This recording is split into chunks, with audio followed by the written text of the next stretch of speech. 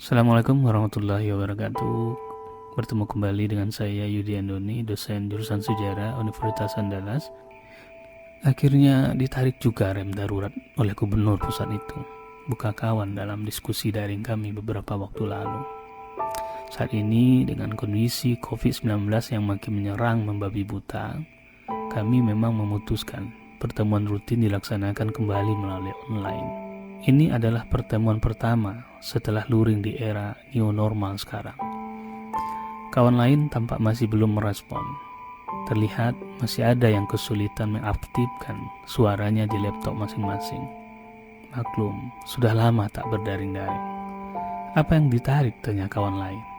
Rem darurat, satu istilah gubernur pusat itu.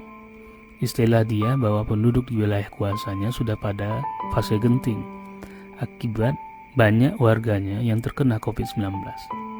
Kalau kita bawakan ke Kyoto, ya berbahaya tampaknya kondisi di pusat sekarang. Bagaimana lagi kita di pinggiran ini? Kalau menurut pemerintah, telah banyak klaster-klaster baru penyebaran COVID-19 ini. Bahkan Ambo Baco telah banyak juga pejabat dan tenaga kesehatan kita yang terserang corona. Akibatnya, banyak instansi pemerintahan dan kesehatan sementara tutup sampai mereka kembali dinyatakan sehat. Benar, bahkan banyak kepala-kepala daerah yang tumbang karena COVID-19, bahkan ada yang meninggal, berujar kawan lain. Yang memusingkan sekarang, banyak terkonfirmasi positif yang terpaksa dirawat di rumah sakit, dan di ruang di rumah sakit pun sudah penuh. Kalau sampai sebulan ini penambahan terus meningkat sampai ratusan pasien dalam satu hari di sini, di negeri kita ini, alamat darurat kita, kata kawan yang keluarganya bekerja di rumah sakit. Jadi sekarang kita bukan lagi dalam kondisi hidup new normal yang digadang-gadang itu, tanya teman. Benar, sekarang masuk darurat COVID-19, new darurat sebut yang lain. Kalau sudah new darurat, maka perlu ada maklumat pemerintah, maklumat darurat, sebut saya. Maksudnya perlu maklumat darurat itu apa sob? Tanya kawan dari ilmu politik yang tampaknya masih mengotak-atik suaranya di laptop yang sering keluar masuk. Ada terdengar suara kami? Tanya saya. Ada, sautnya. Tapi terputus-putus selanjutnya lagi. Maklumat darurat itu artinya pemerintah jangan tibo di mato di piciangan, tibo di pari di kampihan. Terus terang saja lagi, minta rakyat ini untuk berjuang bersama-sama. Bilang saja bahwa pemerintah tak mampu tanpa partisipasi rakyat semuanya. Benar. Apa susahnya pemerintah mengeluarkan pernyataan itu? Tak akan tercoreng arang di kening, dukung kawan dari jurusan Keminangkabawan. Tak ada pula malu yang patut disembunyikan, lanjutnya.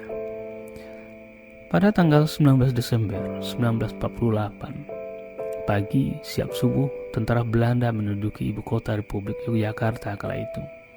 Tak hanya di Yogyakarta, hampir seluruh kota-kota besar dan utama di seluruh Indonesia serentak diserang dan diduduki.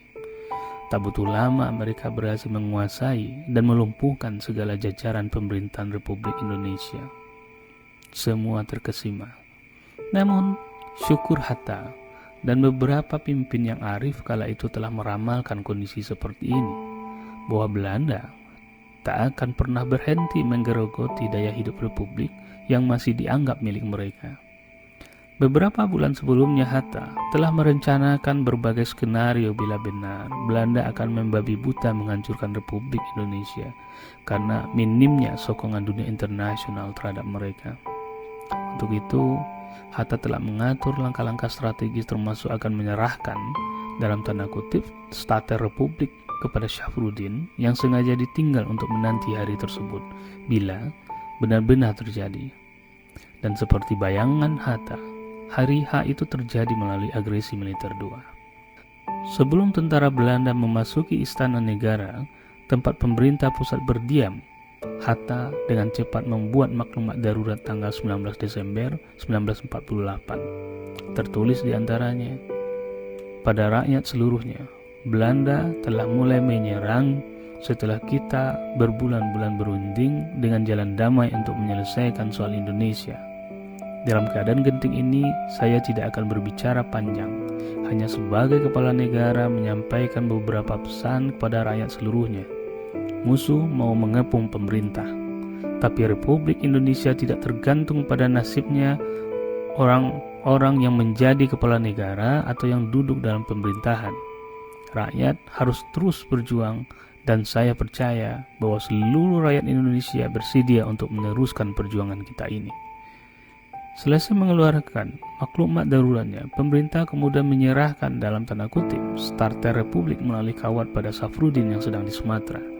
Sementara pemerintah pun menyerahkan duplikatnya pada Sudarsono, Palar, dan Maramis di New Delhi bila Safrudin di Sumatera tidak berhasil. Safrudin bekerja cepat. Ia membentuk satu pemerintahan darurat Republik Indonesia. Bila di periode awal sejak proklamasi 17 Agustus 1945, negara berjalan di atas kinerja para aparatus pemerintahan dengan melibatkan minoritas rakyat yang masih terengah-engah oleh kerusakan masa Jepang, maka sejak PDRI ia mengajak rakyat secara langsung terlibat dalam proses menjalankan republik.